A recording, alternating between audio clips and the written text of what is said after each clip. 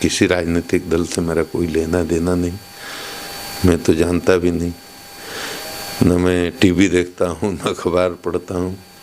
मैं तो राम जी का भक्त हूँ, मेरा तो लेना देना केवल राम जी से है। जीवन केवल IAS IPS बनने के लिए नहीं है। मैं ये मानता हूँ कि आपका हर सपना पूरा हो सकता है अगर आप का लक्ष्य निश्चित है। नीतीश कुमार जी के सरकार में आपने DGP रहे हैं। नीतीश जी के बारे में कैसे व्यक्ति हैं? मैं थोड़ा सा नेता के बारे में बोलना उचित नहीं समझता। नमस्कार, आप सभी का स्वागत है हमारे चैनल पे और मैं हूं आपके साथ विशाल गौरव। और मेरे साथ अभी बिहार के पूर्व DGP और कथावाचक महाराज गुप्तेश्वर पांडे जी हैं।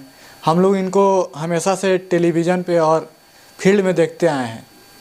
आज साक्षात हम इनसे बातचीत करेंगे, तो बने रहिएगा हमारे साथ। महाराज जी, आपका बहुत बहुत धन्यवाद हमको टाइम दें और आपका बहुत बहुत स्वागत है हमारे चैनल पे। जय समंदर। आज अयोध्या की धरती पर आए हैं और रामलला का प्राण प्रतिष्ठा होने वाला है, क्या कहिएगा? प्रसन्नता की बात है, सबके लिए प्रसन्नता की बात है। राम जी अपने घर में पधार रहे हैं, इससे अधिक और खुशी की बात क्या हो सकती है। सब लोग प्रसन्न हैं, हम भी प्रसन्न हैं।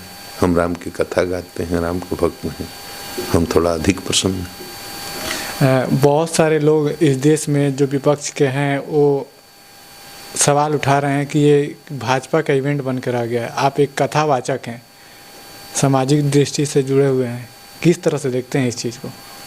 मैं तो किसी राजनीतिक दल से मेरा कोई लेना देना नहीं, मैं तो जानता भी नहीं, न मैं टीवी देखता हूँ न अखबार पढ़ता हूँ। मैं तो राम जी का भक्त हूँ, मेरा तो लेना देना केवल राम जी से है। मैं ये जानता हूँ कि जो राम का भक्त होगा उसको ये अच्छा लगेगा, इससे अधिक कुछ नहीं कर।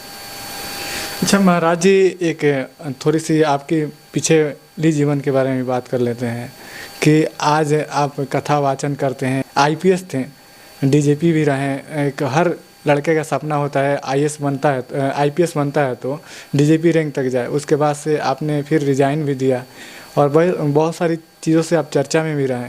आज एक मैं IPS को देखता हूँ तो लगता है गाड़ियाँ होती हैं, 10-12 गाड़ियाँ होती हैं, आगे पीछे लोग होते हैं, और आज कथावाचक होते हैं। कितना फ़र्क आया और कैसे देखते हैं, और क्या आप संतुष्ट हैं इस जीवन से भी? बहुत अधिक संतुष्ट हूँ।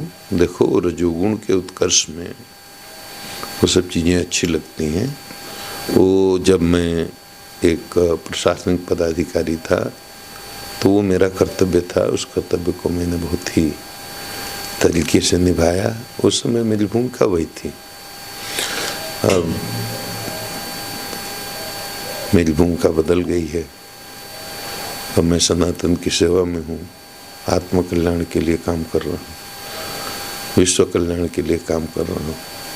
तो ये दोनों में तुलना करना ही भारी अज्ञानता की बात है। तुलना क्या करना है?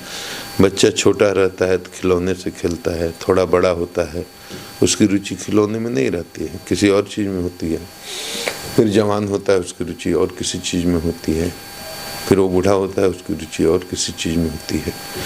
तो समय परिस्थिति के साथ आदमी की रुचि बदलती रहती है और उसकी प्रवृत्ति बदलती रहती है।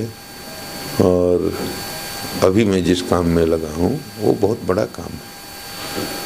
वो एक DGP के काम से बहुत बड़ा काम है। संपूर्ण मानवता की सेवा करना, संपूर्ण विश्व की सेवा करना, संपूर्ण प्राणियों की सेवा करना, अपने आत्म कल्याण के माध्यम से अपने स्वयं को जानना, बहुत बड़ा काम है। तुलना नहीं करना चाहिए। आपने कभी सोचा था कि कथा वाचन भी करेंगे हम और भगवान की सेवा भी करेंगे बचपन से?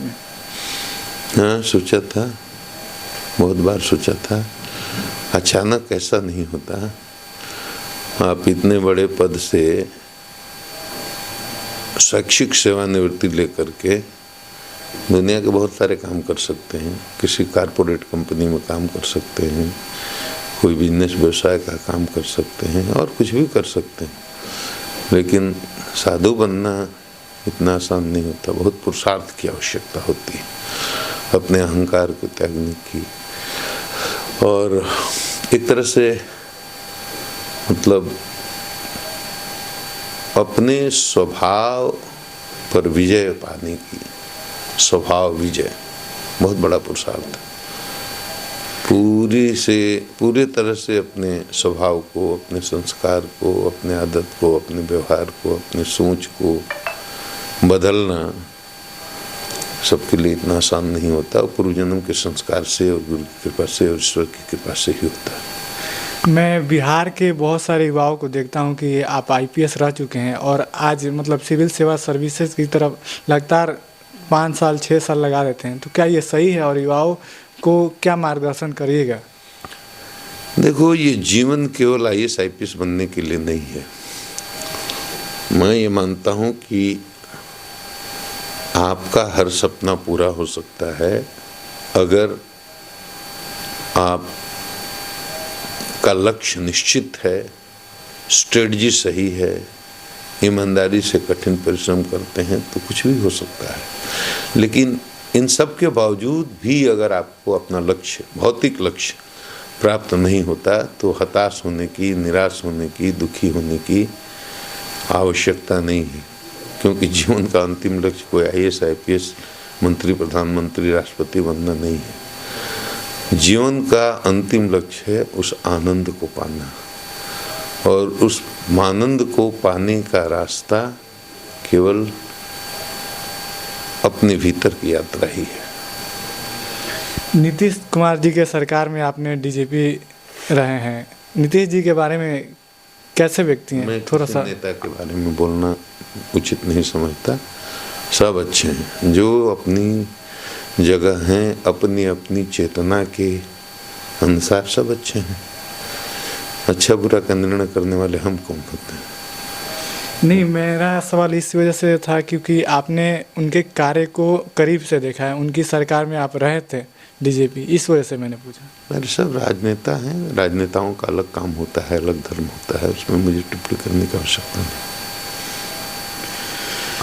चलिए, इस वीडियो को यहीं अंत करेंगे, और महाराज जी हमको टाइम दें इसके लिए बहुत बहुत धन्यवाद। आपका बहुत बहुत धन्यवाद, और इस वीडियो पर आपकी क्या राय है आप कमेंट करके बताइएगा। बहुत बहुत धन्यवाद।